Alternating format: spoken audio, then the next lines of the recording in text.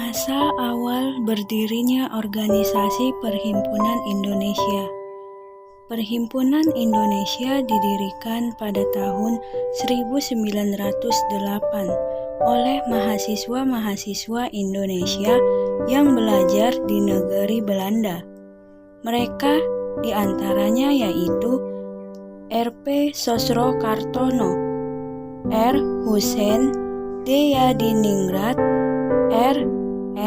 Notosuroto, Notodiningrat, Sutan Kaisayangan, Saripada, Sumitro Kolopaking, dan Apitulei.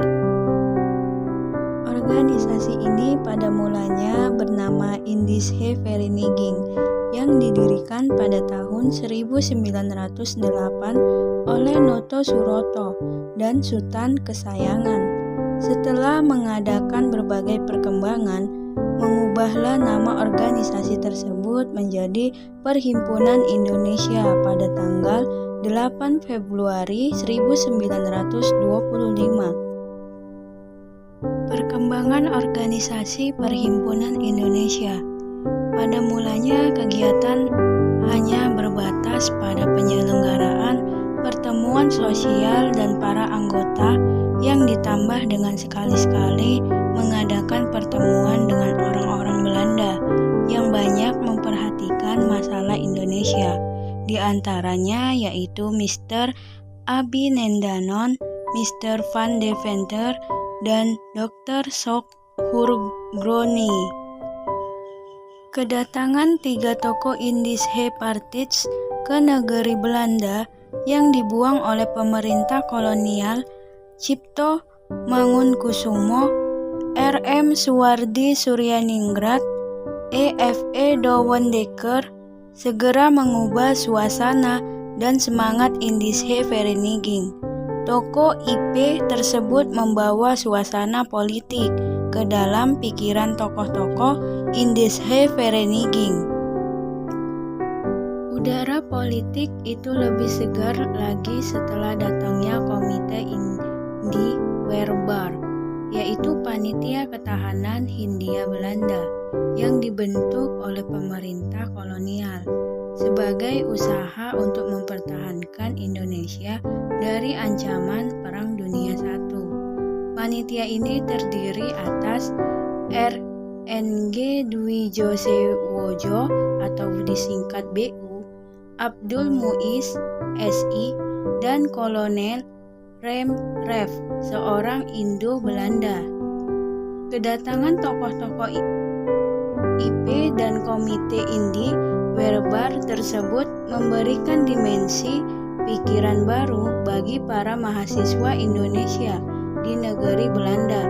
Mereka bukan hanya dapat menuntut ilmu, tetapi juga harus memikirkan bagaimana dapat memperbarui nasib bangsanya sendiri.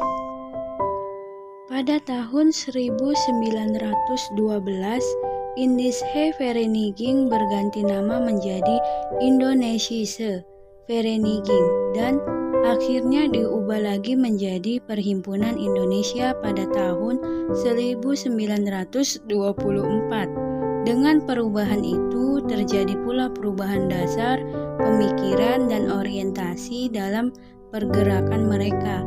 Majalah mereka berganti nama menjadi Indonesia Merdeka tepatnya pada tahun 1924. Terjadilah pergeseran cara berpikir dan gerakan yang radikal.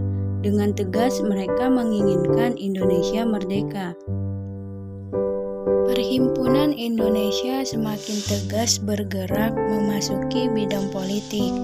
Terlihat dari asasnya yang dimuat dalam majalah Hindia Poetra, Maret pada tahun 1923, yaitu mengusahakan suatu pemerintahan untuk Indonesia yang bertanggung jawab hanya kepada rakyat Indonesia semata-mata.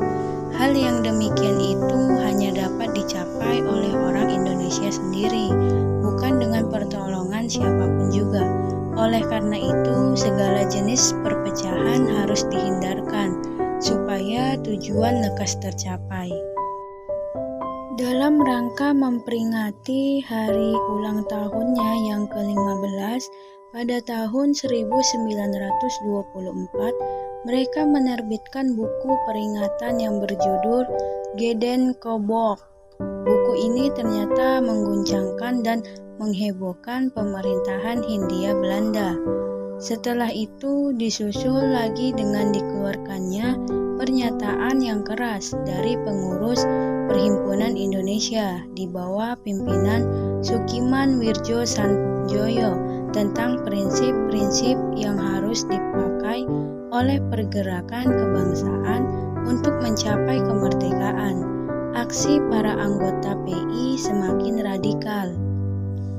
Pengawas terhadap gerakan mahasiswa Indonesia makin diperkuat oleh aparat kepolisian Belanda. Namun para anggota PI tetap melakukan kegiatan politiknya, bahkan mulai menjalani hubungan dengan berbeda negara di Eropa dan Asia. Namun para anggota PI tetap melakukan kegiatan politiknya, bahkan mulai menjalin hubungan dengan berbagai negara di Eropa dan Asia. Konsep-konsep PI dan berita-berita tentang berbagai kejadian di Eropa dikirim ke Indonesia melalui majalah mereka, Indonesia Merdeka. Konsep-konsep Perhimpunan Indonesia kelak sangat berpengaruh terhadap kaum pergerakan di Indonesia, bahkan di bawah kepemimpinan Muhammad Hatta. PI resmi diakui sebagai front terdepan pergerakan kebangsaan oleh PPKI yang diketuai oleh Insinyur Soekarno. Pada bulan Juni tahun 1927, Perhimpunan Indonesia dituduh menjalin hubungan dengan PKI untuk melakukan pemberontakan sehingga diadakan penggeledahan terhadap tokoh-tokoh PI. Pada bulan September, 4 tokoh Perhimpunan Indonesia di negeri Belanda ditangkap dan diadili. Mereka adalah Muhammad Hatta, Nazir Datuk Pamonca, Ali Sastro Amit Joyo, dan Abdul Majid Joyo di Ningrat. Di Indonesia sendiri, banyak organisasi yang lahir karena mendapat ilham dari perjuangan Perhimpunan Indonesia, di antaranya yaitu Perhimpunan Pelajar-Pelajar Indonesia atau PPPI, Partai Nasional Indonesia atau PNI, dan Jong Indonesia atau Pemuda Indonesia pada tahun 1928.